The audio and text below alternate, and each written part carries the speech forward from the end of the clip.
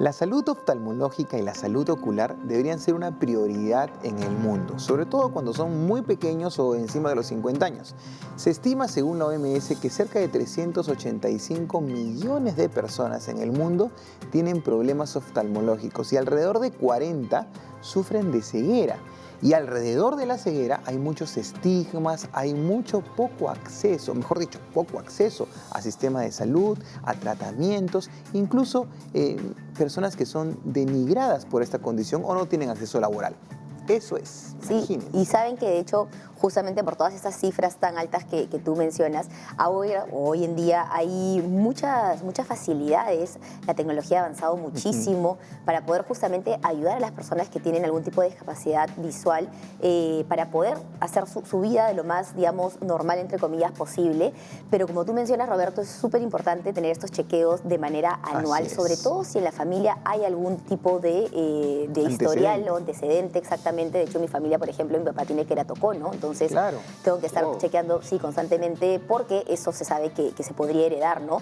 Y saber además cuáles son algunas, quizás las condiciones más frecuentes y poder detectarlo a tiempo y hacer que justamente podamos tratarlo de una manera adecuada para que no progrese, porque la visión avanza muy rápido, ¿no? La medida aumenta si es que no se diagnostica. Efectivamente, y tú sabes que ahora que hablas de la familia, en verdad, en mi caso, en mi familia, todos usamos lentes y de hecho yo soy el que menos problemas tiene con la visión y por eso hoy día que me he olvidado los lentes puedo ver con mayor facilidad. Pero sí, en mi familia tenemos muchos problemas de vista. Pero para poder hablar más el día de hoy, tenemos a una invitada especial. Ella es Aisha Vega, ella es oftalmóloga. Aisha, ¿estás ahí? ¿Qué tal? Buenas tardes. Muchas gracias por la invitación. Un gusto estar aquí. Un gustazo, Aisha. Muchísimas gracias por estar con nosotros. Tenemos unas preguntas que nos gustaría hacerte. Maca tiene una pregunta para ti. Yo quiero empezar quizás con la más general, y es que ¿cuándo se habla de problemas en la visión o de pérdida de visión y ceguera, ¿no? Me imagino que hay grados. ¿Cómo podemos nosotros entender un poquito mejor, o los televidentes pueden entender un poquito mejor estas palabras o conceptos? Claro. Bien, para entender ambos términos, lo que es ceguera y baja visión, primero que nada hay que saber que cualquier problema de la visión, cualquier problema visual no diagnosticado o tratado a tiempo va a conllevar a deficiencias visuales de diferentes grados, ¿no? La graduación de las deficiencias visuales las hacemos en base a la agudeza visual, a la máxima agudeza visual que un paciente puede llegar en su mejor ojo. Es así que después de haber catalogado la máxima agudeza a la que llega un paciente, se debe agotar todos los tratamientos, sean médicos o quirúrgicos, y recién a partir de ese momento podemos empezar a hablar de lo que es baja visión, discapacidad visual. La discapacidad visual engloba lo que es la baja visión y la ceguera. Los pacientes con baja visión son aquellos pacientes que tienen deficiencias moderadas a severas, todavía no han llegado a la ceguera, pero sí tienen una limitación importante en sus actividades cotidianas. Mientras que los pacientes con ceguera son aquellos pacientes que tienen una agudeza peor que 20/400 en cuanto a agudeza visual, o que pueden llegar incluso hasta la no percepción de luz, o que tienen un campo visual muy reducido, muy limitado, menor a 10 grados, como se define técnicamente, y que pues le genera todas las limitaciones, ¿no? La discapacidad visual entonces engloba esos dos términos, la baja visión y la ceguera. Ahí ella, muy interesante lo que nos mencionas. Y yo entiendo que hay muchas causas y no pretendemos que nos expliques todas, pero ¿cuáles son las causas más importantes de problemas en la agudeza visual o de ceguera? Claro. Mire, en realidad las deficiencias visuales tienen como causa más importante los defectos refractivos no corregidos, y esas son causas tratables, ¿no? Prevenibles. Esto a nivel mundial en adultos y en niños. Pero si hablamos de discapacidad visual, estamos hablando de problemas que ya han producido un daño irreversible. Entonces, en cuanto a los adultos, las principales causas de discapacidad visual vienen a ser la degeneración macular relacionada a la edad, el glaucoma y la retinopatía diabética. Y muchas otras causas a nivel corneal, a nivel retinal, ¿no? Pero esas son las más importantes. Y en cuanto al grupo de los niños, las principales causas van a variar dependiendo del área geográfica. En los países con mayores ingresos económicos se ha visto que la retinopatía de la prematuridad es la causa más importante, mientras que en los países de ingresos económicos medios a bajos, la catarata congénita es la principal causa. Hay otras causas también a nivel ocular y a nivel neurológico que pueden producir distintos tipos de discapacidad visual, pero pues estos son en menor frecuencia, ¿no? Oye, me hace pensar muchísimo todo lo que nos comenta Sedilla, y también me hace pensar entonces qué nosotros debemos tener en cuenta o a qué síntomas debemos estar alertas para correr al oftalmólogo, efectivamente, ¿no? Ujú. Sí, mire, esa es una pregunta muy interesante porque el 80% de las patologías que producen deficiencia visual son prevenibles, si es que son diagnosticadas y tratadas a tiempo, obviamente. Entonces, es fundamental los controles oftalmológicos en niños y en adultos para descartar cualquier tipo de problema visual. En cuanto a los niños, hay que estar atentos a los síntomas que ellos nos refieren, desde el simple hecho de que les moleste la luz, de que no puedan ver bien, tengan un desempeño escolar que de repente no es el óptimo, hasta signos de alarma que son muy importantes ver desde el nacimiento. Uno puede creer que un recién nacido tiene la capacidad de reconocer los rostros, de hacer contacto visual desde las primeras semanas, pero eso no pasa así. En los recién nacidos es muy importante hacer una buena evaluación, y eso por parte del pediatra, del neonatólogo y, si es posible, de un oftalmólogo, para que se pueda detectar problemas desde ese momento, ¿no? Por ejemplo, el recién nacido debe tener una respuesta a la luz, al estímulo luminoso. La respuesta tiene que ser por medio de un parpadeo o por medio de la reacción pupilar. Eso lo evalúa el médico, ¿no? También se tiene que evaluar lo que es el reflejo rojo, que es un test sumamente importante, que lo debe realizar el pediatra, el neonatólogo o el oftalmólogo, si es que se dispone de él. Y esto nos permite ver la claridad de los medios transparentes del ojo, nos permite diagnosticar desde problemas importantes y graves como los tumores intraoculares, como el retinoblastoma, cataratas congénitas, glaucoma, opacidades corneales, hasta problemas mucho más frecuentes como el estrabismo, los defectos refractivos, ¿no? Todo eso nos permite hacer el reflejo rojo, y es un examen bastante sencillo de realizar con la ayuda de un oftalmoscopio directo. Otros signos en los niños es, por ejemplo, el hecho de que presenten la desviación de los ojitos. Eso llama mucho la atención a los padres. Claro. El hecho de que el papá refiera que ha percibido que le bailan los ojitos, que es lo que traduce un nistagmo, y el nistagmo no es normal, es algo que se tiene que ahondar para ver cuál es la causa. La posición de la cabeza, y algunos niñitos que adoptan una posición de la cabeza, o torciendo la cabecita hacia uno de los hombros, porque así pueden ver bien. Entonces, eso indica que hay algún problema de fondo, y eso es lo que hay que evaluar. En los adultos, pues eso ya depende de cada patología. Es recomendable el control oftalmológico anual para hacer una medición de la presión intraocular, para hacer una buena evaluación del fondo de ojo, descarte de catarata, ¿no? Y de esa forma, pues se pueden evitar todos estos problemas. Sí, súper importante lo que yo les decía, ¿no? Ahora yo que tengo este historial de familia y también un tema ahí con una condición en el ojo, tengo que hacerme chequeos porque hay que estar ahí, ¿no? Es mejor. Prevención. Pero dime una cosa, Isha, digamos que ya se diagnosticó, ¿no? ¿Cuál sería el tratamiento o el acompañamiento una vez que se diagnostica la ceguera? Para poder orientar un poquito quizás a los televidentes, ¿no? Porque a veces da mucho miedo que te diagnostiquen con algo así. Sí, claro. Lo primero que se tiene que hacer es un buen diagnóstico, y luego de haber confirmado que el paciente tiene alguna discapacidad visual, se debe referir a un servicio de baja visión. En este servicio se va a hacer lo que es la rehabilitación, se va a optimizar por medio de múltiples herramientas como las ayudas ópticas, lo que es la visión residual de este paciente. Existen instrumentos como las lupas, los telescopios, los filtros para ayudar a mejorar la poca visión que este paciente puede tener.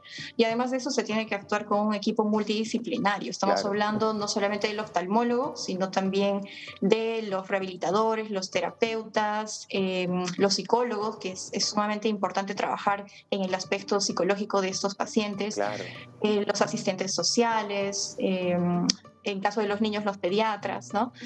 Eso, sobre todo eso. E incentivar también la independencia de los pacientes, porque muchas veces ellos se van a deprimir porque están limitados de realizar todas sus funciones. Entonces hay que mejorar las condiciones del entorno, la iluminación, proveerles de dispositivos como los bastones o incluso ahora que ya disponemos de toda la tecnología, los smartphones, las tablets, las computadoras vienen con un sinnúmero de aplicativos Sí. que se pueden usar para guiar a estos pacientes, ¿no?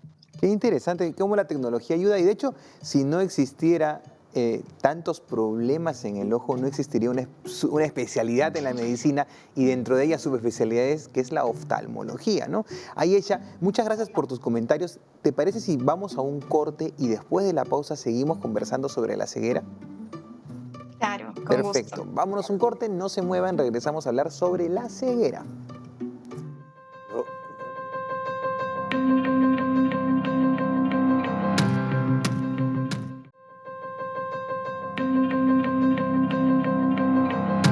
Yo me quedo con algo que dijo Roberto al final del bloque anterior sobre la tecnología, ¿no? Qué importante es la tecnología y cómo nos ayuda muchísimo a cubrir muchas taras que pueden haber en nosotros, como la ceguera, que nos ayuda, como nos decía Ayesha, las aplicaciones o de repente el bastón, incluso esta lectura... El alfabeto braille. El alfabeto braille, gracias.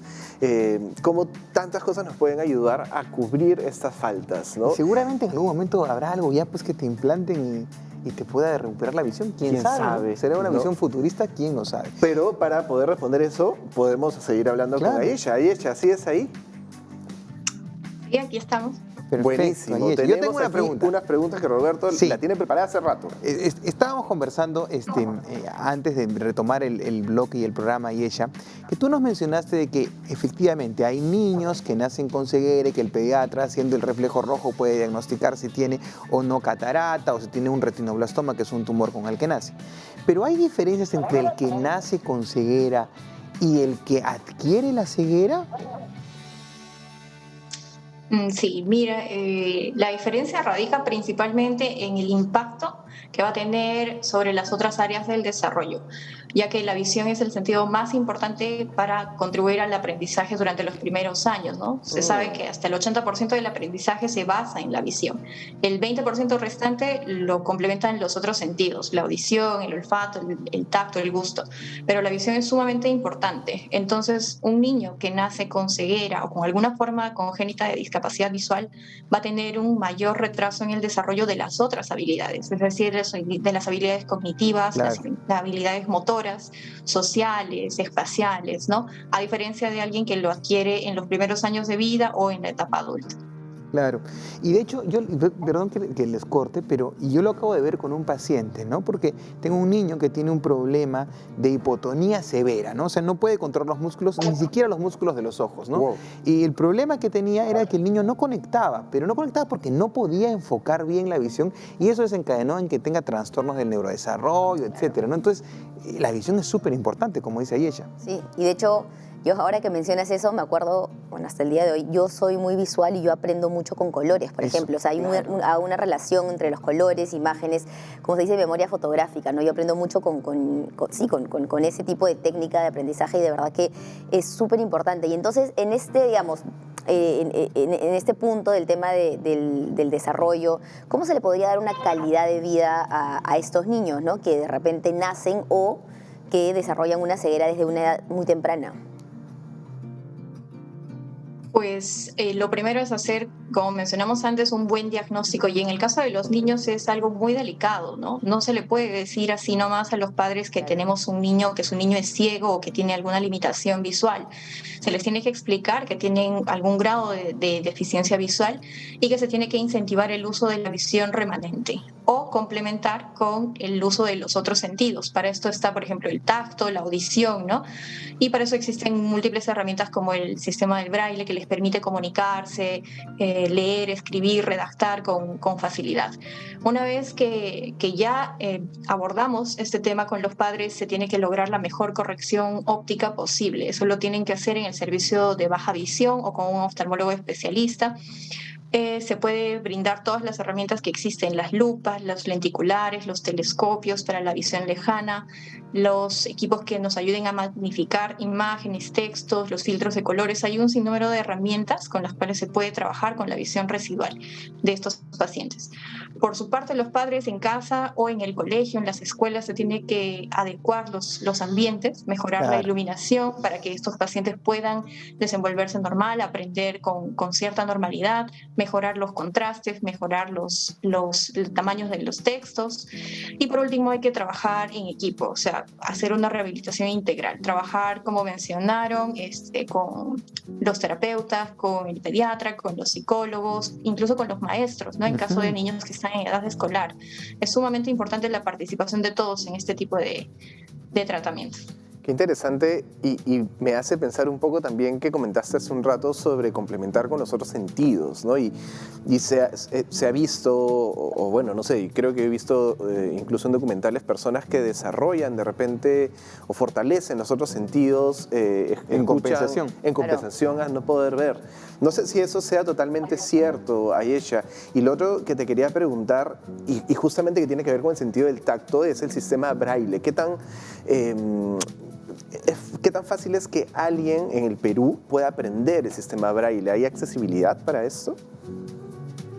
Sí, respecto a lo de los sentidos, pues sí existe evidencia de que las personas con discapacidad visual compensan esta pérdida de la visión con el uso más eficaz de los otros sentidos. Es así que hay muchas teorías al respecto. Los estudios más recientes sugieren un fenómeno de la plasticidad cruzada que explica que se producen cambios en las áreas visuales de la corteza occipital que permiten que estas áreas puedan procesar información proveniente de áreas que no son visuales, es decir, de los otros sentidos que están indemnes en este caso. Entonces, así se complementa y se explica el comportamiento de estos pacientes que tienen una mayor discriminación táctil, auditiva, pueden reconocer mucho más fácilmente los espacios, el sonido, incluso la memoria verbal, ¿no? Eso sí está demostrado. Y respecto a lo que es el sistema Braille, justamente que se basa en el tacto, sí es un sistema muy conocido a nivel mundial, que lleva ya muchísimos años, desde el siglo XIX, usándose, y se basa en lo que es un alfabeto de puntos en relieve distribuidos sobre una superficie que van a ser identificados posteriormente por los pacientes por medio del tacto, ¿no? Este es el principal sistema de lectura y escritura para pacientes con discapacidad visual. ¿Dónde se pueden aprender en Perú? Pues en Lima tenemos muchas más opciones que a diferencia de las regiones. En Lima, por ejemplo, la Biblioteca Nacional se ha encargado desde hace muchos años de proveer de cursos y talleres para el aprendizaje de este sistema. Y además de eso cuentan con salas especializadas exclusivas para pacientes con discapacidad visual, donde tienen una amplia gama de instrumentos, herramientas, como por ejemplo las impresoras, los magnificadores, las computadoras que permiten magnificar el tamaño de los textos, imprimir en textos en braille, la lectura asistida, salas de grabación, digitalización de textos, conversión de los textos a formato MP3. Tienen muchísimas herramientas y ofrecen muchas opciones para los pacientes que deseen aprender, ¿no? Incluso para los familiares. Respecto a lo que es las bibliotecas municipales, por ejemplo, el programa de bibliotecas municipales ha hecho que en todos los distritos estas bibliotecas dispongan de textos en sistema Braille para que los pacientes puedan acudir y puedan entretenerse ahí. Pero lo malo es que a nivel de las otras regiones del país pues tenemos aún muchas deficiencias, ¿no? Únicamente se cuenta en algunos lugares con centros especializados en educación básica especial, y estos son prácticamente los únicos lugares en donde uno podría adquirir. Para eso necesitamos mayor participación del gobierno y de los gobiernos regionales. Qué interesante. Miles de gracias a ella. Creo que esa es información muy necesaria para todos, porque eso también nos ayuda a incluir muchas personas que probablemente estén de alguna manera excluidas. Y que también ayuda, de hecho, a que las personas que si tienen algún familiar, ¿no?, o alguien conocido, también se enteren un poquito más del tema, y saber que hay todas estas, digamos, herramientas definitivamente contribuye. Así es que muchísimas gracias por tu tiempo, por explicarnos, ayudarnos a entender un poquito mejor el tema, y ojalá te tengamos pronto otra vez aquí en el programa. No, gracias a ustedes por este espacio, y hay que seguir contribuyendo con lo que es la prevención ante todo. Como Así es. siempre decimos, Así es, Muchísimas así es. gracias. Siempre la decimos eso. prevención. Prevenir, la responsabilidad. prevención. Así es. Efecti- Preventivamente nos vamos a ir a un corte, por favor no se vayan, los prevenimos para que estén atentos, vaya rápido y regresan pronto para la siguiente parte del programa. No se muevan.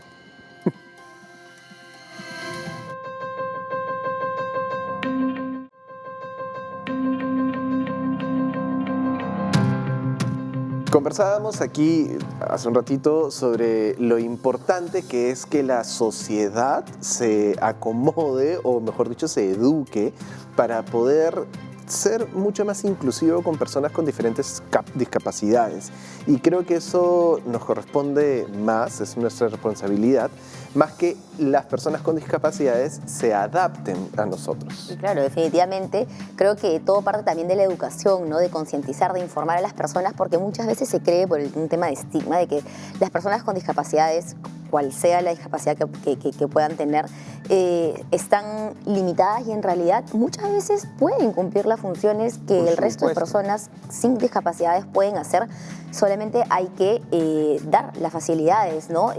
Las herramientas están ahí. Hay que ponerlas en práctica en los colegios, en los centros de trabajo, en los espacios públicos, para que así podamos tener una sociedad más inclusiva. Y no solo eso, como yo rescataría lo que tú dices, Maca, ¿cuántas personas con discapacidad visual han logrado ser pues personas famosas en Claro. el mundo o son cantantes famosos, ¿no? Pianistas, o sea, es increíble cómo se pueden desarrollar otras habilidades. Y tenemos una nota muy interesante con Andrea Burga. Andrea es activista y tiene una discapacidad visual. Nos va a contar algo para ahondar más en el tema y luego venimos a conversar acerca de la nota. Así que veamos la nota.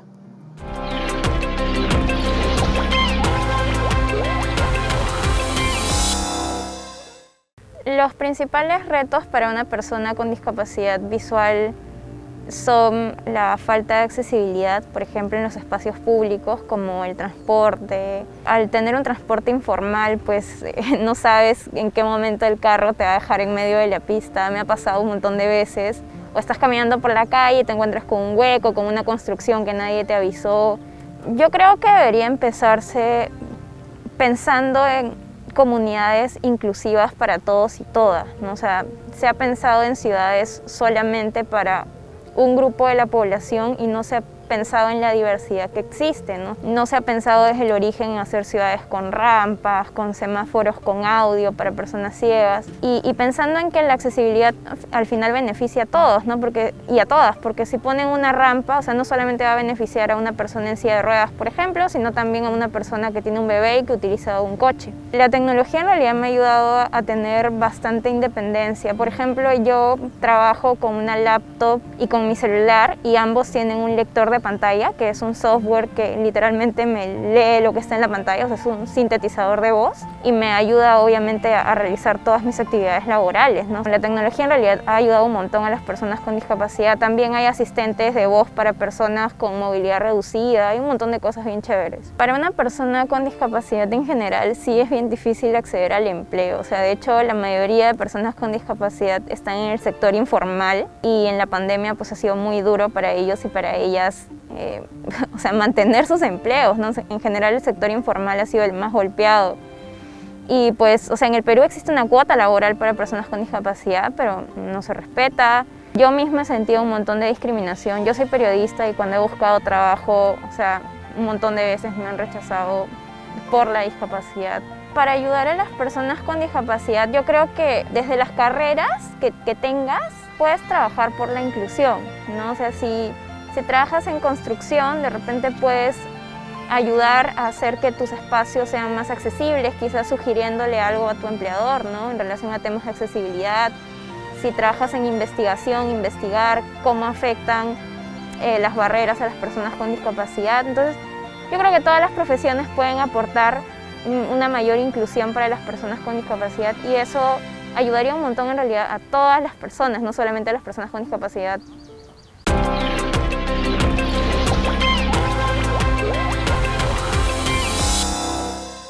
Bueno, lo que ha dicho Andrea en la nota de verdad que es súper importante, muy interesante y sobre todo que viene de una persona que lo vive, ¿no? Que ella es digamos, por así decirlo, testigo y nos puede dar esta información para poder nosotros entender también un poquito más y como dice ella, ¿no? El tema de ser más inclusivos en la sociedad, creo que eso es súper importante y algo que venimos acá reforzando todos, ¿no? El tema de la responsabilidad colectiva. Claro. Además es sumamente admirable, Sí, claro. ¿no? Todo lo que ha podido lograr con con todos estos estigmas que tenemos como sociedad y que creemos que no se puede llegar más allá porque no tenemos todas las capacidades, pero sí, o sea, es una persona que puede lograr todo lo que todos podemos lograr y eso a mí me parece importante recalcar. Yo los invito a leer a Jorge Luis Borges. Definitivamente es una persona brillante, fue una persona brillante, era ciego y escribió mucho sobre eso. No se olviden de seguirnos en las redes, por favor, y que pueden seguir también los programas que ahora se están colgando en nuestro canal de YouTube para que puedan verlo, compartirlo y repostearlo a todos sus amigos que no pueden verlo o que no tienen tiempo para verlo. Así es. Lo pueden compartir en cualquier momento. Si en un momento hablaron de un tema que aquí hemos hablado y quieren Oye, compartirlo, oye, no sabes, aquí hay un en el programa canal. de eso. Claro. Sí, de verdad que sí. Muchísimas gracias y nos vemos en el siguiente episodio aquí en Cada Día Mejor. Cuídense. Nos vemos. Adiós.